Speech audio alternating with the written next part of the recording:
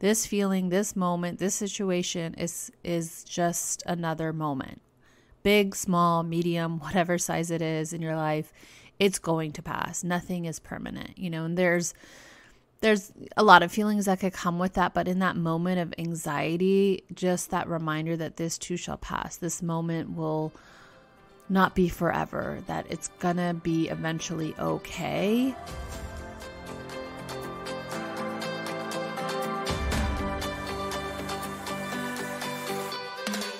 Are you sitting in a space where you are struggling with anxiety? Do you feel like a prisoner to the cycles of depression? Do you feel stuck in your life and feel frustrated and lost, but yet you know there is so much more on the other side of this mental breakdown? I want to hold your hand through this therapeutic life healing journey. I will help you navigate emotional healing, spiritual growth, and taking action so you can align your mind, body, and spirit to completely transforming your life. You are worthy of the life of your dreams, of stepping into your power and experiencing your breakdown as your breakthrough. Hey, I'm Adit. I'm a therapist, a mindset coach, and I want to partner with you so we can heal your life together.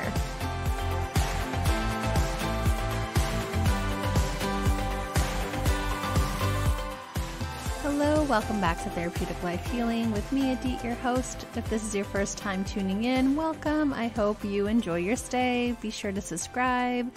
And I would love to hear from you. If you ever have an idea for a topic, please send me an email with your ideas. It's linked in the show notes. If you're returning, I really appreciate you continuing to come back each time there's a new episode and share this with your family, your friends, your loved ones. I see this podcast growing all over the world. It's really awesome to see, and I am grateful for each one of you taking time out to tune in to these episodes. It's something I really love to do and can't wait to share more. So today's episode is going to be the 5 tips I'm going to give you that are going to help you when you're feeling anxious the next time. So save this episode, write down these tips, write them in your phone, write them in a notebook, share them with a friend, whatever it is. These are going to be so helpful the next time you're feeling anxious. So before we dive in, I want to give shout outs. I thought it'd be fun this time to do the top 10 countries that are tuning in. So starting at number 1, it's the United States. Number 2 coming in, Australia. 3, the United Kingdom. 4, Thailand. 5, Canada. 6, Germany. 7, India. 8, the Philippines, 9, Jamaica, and coming in at number 10 is Mexico. I think it's going to be fun. I'm just going to kind of play around. I love to share and see where folks are tuning in from, so I'm going to play around with different ideas of doing that. And now we're going to dive into the episode. So kick back, relax, maybe go for a walk, cuddle up on the couch or bed, wherever you are. Grab your tea, grab your coffee, your adult beverage, whatever it is that you do. No judgments here. Let's get ready for this episode.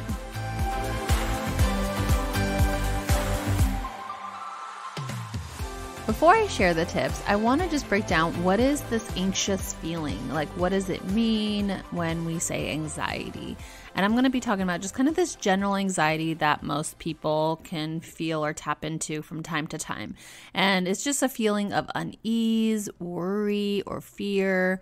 And, again, everyone feels anxious at some point in their life from time to time. For some people, it could be an ongoing problem that can really affect their day-to-day life, their functioning. And that's when you really want to kind of seek out maybe additional support. But a little bit of anxiety can be helpful. For example, if we're feeling anxious before a big exam, before public speaking, maybe we have to do a presentation at work or at school, it's going to give you maybe a little bit of anxiety, the butterflies in your stomach, the unease again, or the fear or the worry that people might be judging you. And that just is going to be normal. Most people will feel that.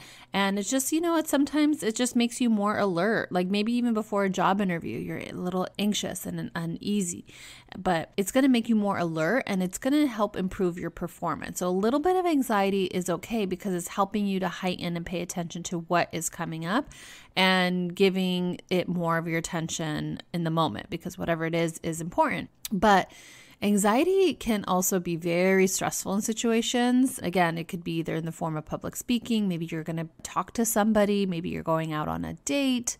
It's just an indicator that there's something that we're worried about. And when it becomes all excessive and all consuming and interfere with your daily living, that's when it really can maybe become an anxiety disorder where you would want to seek out a therapist, a professional who can really diagnose that for you. So I'm not diagnosing anxiety for anyone here, but we're just going to talk about this general anxious feeling that feels like a dread, an uneasiness, something that makes you sweat or feel restless or tense, rapid heart rate, things like that, that you're like, oh, this thing is coming up, or you're thinking about a situation, a person, maybe just like in general, something going on in your life, and you're just kind of feeling uneasy about it. It's like the best way I can describe it. And many of you can probably tap into that just by me naming the way that that feels in the body. So the first tip I have when you are feeling anxious about a situation, again, I like to think about anxiety as like control, right? We're trying to think about it so much because we want control over the situation, or we want to control the outcome. And so my very first tip is to recognize and realize you cannot control everything. You just cannot. You can't control necessarily an outcome all the time. You cannot control another person's decision or what they're going to say or what they're going to do, what they're going to decide. Maybe you're in the middle of a argument in your relationship and you don't know if the other person's going to break up with you and you're feeling anxious about that. Maybe it's a job interview and you really need to get this job because you don't have money coming in and you're super worried and you're anxious about doing really well. That's going to give you, again, it's wanting to control the outcome that I'm going to get this job. It's going to be a yes. Maybe it's your dream job, or maybe this relationship, you don't want it to end. So you really want to work it out, but you don't know if the other person's really committed. So you're starting to feel anxious. You're starting to feel uneasy, restless, sweating, rapid heart rates, things like that. And in those moments, it's important to talk to yourself, like talk yourself through it. And one of the things I want you to say is, I can't control this. I can't control what's going to happen. I can only control myself, right? And that kind of reminder in that moment of anxiety is helpful for the brain to calm down and remember that you don't have all that power to control anybody else's decision or what they're going to do or say, and that, some things are just going to take time, or some things are just out of your control. And so there's a reminder that it makes sense that you're feeling anxious. Don't mind my alerts.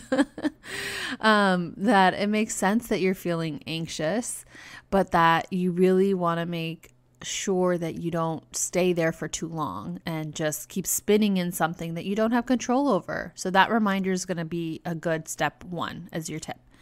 Now that you've talked yourself through it, reminded yourself you can't control everything, the next thing, second tip that is going to be helpful to come from that is to breathe. Literally use your breath. It is a tool that is free, that's available to you.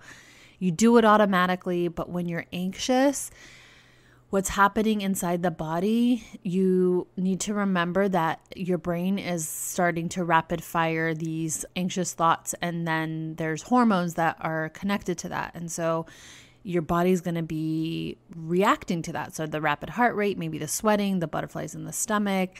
It's good to breathe because it's reminding your mind that you're okay. It's reminding then your body that you're okay. So start with your breath, because your breath is going to calm down your nervous system. And I want you to take 3 to 4 to 5, maybe even up to 10 deep breaths in through your nose and exhale out through your mouth, like a nice deep sigh.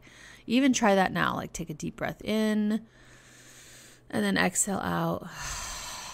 And do that a couple more times just as you hear me talking, and you're going to feel already this slight moment of ease. Most people will feel that already.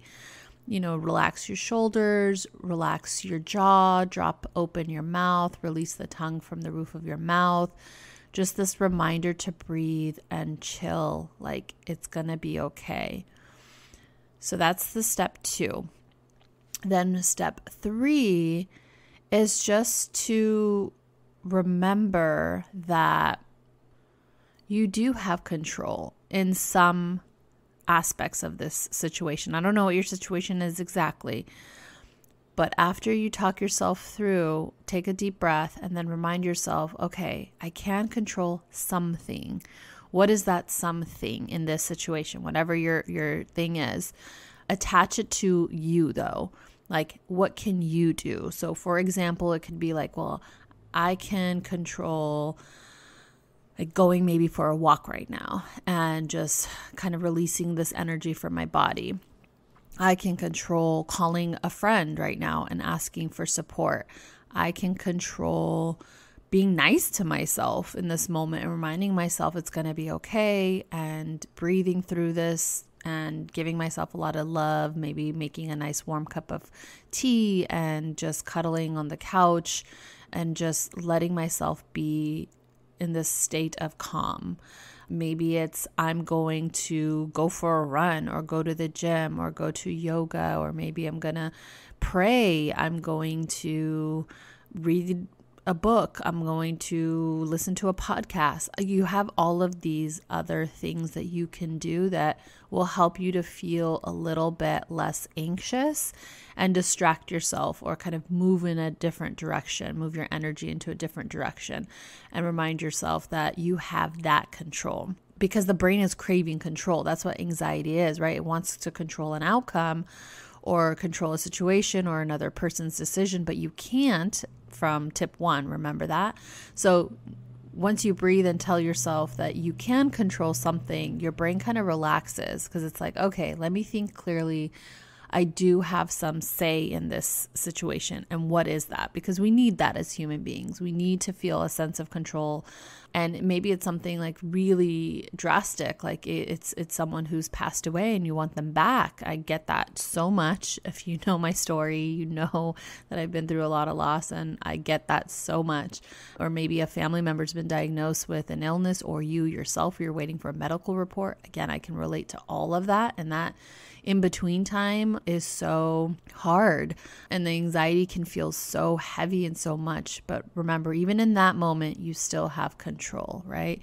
If you're missing a loved one because they passed away, you can cry, you can seek support, reach out to a therapist, you can go to maybe whatever your spiritual practice is. For me, that was praying and connecting to God, and that felt calming for me.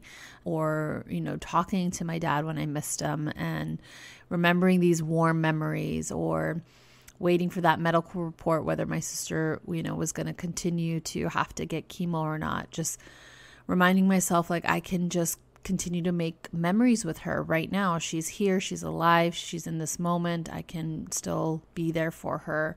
And those are the things you can control, right? Even in those extreme moments in life, where it's something really serious, you can control certain aspects of what you can do. And so it's important to remind yourself that you have access to that.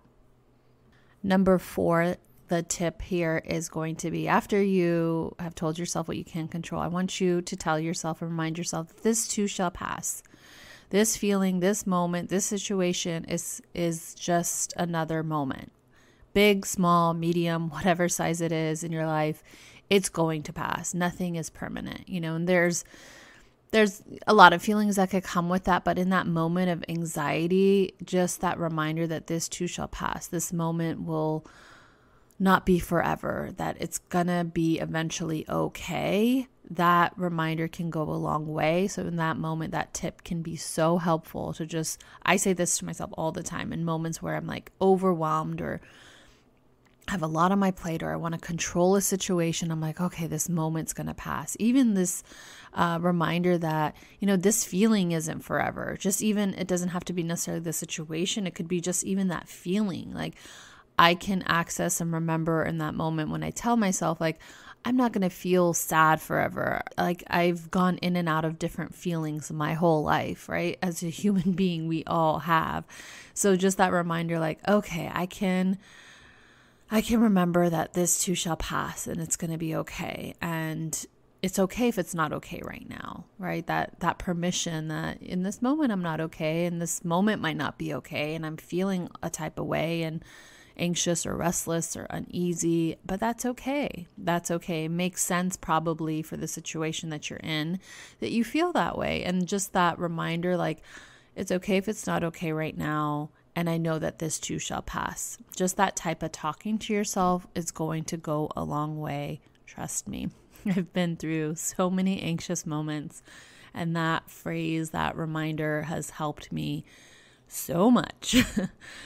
All right. And the last tip number 5, is to talk to somebody, to reach out to somebody, to be part of a community or support group or in therapy or a life coach or a friend, family, a religious leader or spiritual leader. Like, reach out so that you remember you're not alone. Like, sometimes in my most anxious times, it's been so helpful to talk to somebody. Like, I've been in and out of therapy. I'm currently back in therapy and I'm excited about it. But it's just nice to remember, because it's nice to remember you're not alone, number one. And two, what it does is it tells you, like, it's not this big thing that something is wrong with you, or it's not this big issue that you're making it out to be in your head. Sometimes when we're so anxious or worried about a situation, we think it's only us. It's only happening to me. It's only me in my life that this is happening to. And it's like, sometimes when you get that greater perspective that it's not only you, like, people are going through things, that just kind of takes you out of the moment of, like, you know, feeling like so sorry for yourself, or like, I'm the only one who knows how this feels. Like, you might be the only one who knows how it feels in that particular situation, but in general, most people can probably connect to a part of your story. That's why we relate as humans. That's why we share. That's why vulnerability is really helpful in relationships, because we really share with each other what we're going through. And it's like this kind of me too. Like I get you, I see you, I hear you. I might not understand every single thing you're feeling or experiencing, but I can understand that feeling, and like, you're not alone. Like, I get that way too. It just removes the shame or the stigma that can come from feeling anxiety or being anxious about something. We think something is wrong with us, or why am I feeling this way again about a situation? And just that greater perspective that, like, again, you are not alone, that this happens and this experience happens to literally almost everybody. It's a common feeling and you're not alone. And so talk to somebody, get some support, ask for a friend who can really, like, listen to you and not solicit, kind of this or give, advice that's unsolicited. Let them know what you need. Like, hey, I'm just going through some hard things right now. Can I just talk to you and just have you listen? I don't necessarily need advice, but maybe if you do, you can ask for it, right? Like, hey, I'd love to talk this thing out with you and just get it off my chest. Do you have some time to hold space for me?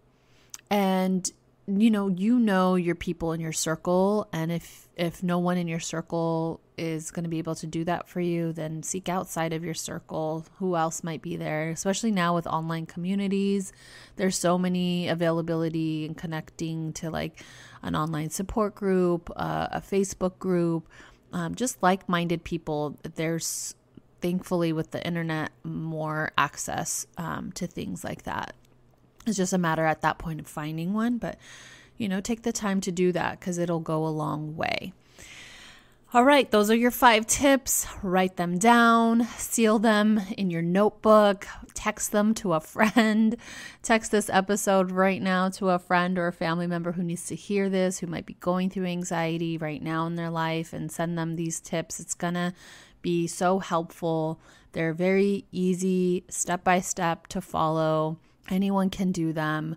And they have been proven to be helpful. Like, it's not going to solve everything and make everything all better, but it does in the moment help kind of bring some calm and inner peace inside of you and to the situation, and help you think clearly and release that stress hormone of anxiety from your body, or at least minimize it, quiet it a little bit. Let me know what you think about this episode. If it's touched your heart, if it's helped you in any way, send me an email at hello@deetsea.com. I'd love to hear from you. Be sure to subscribe to the podcast and leave a review. I love to read every single one of them. And it's so fun to see this community continue to grow wherever you are in this world. Take good care of yourself and take good care of each other.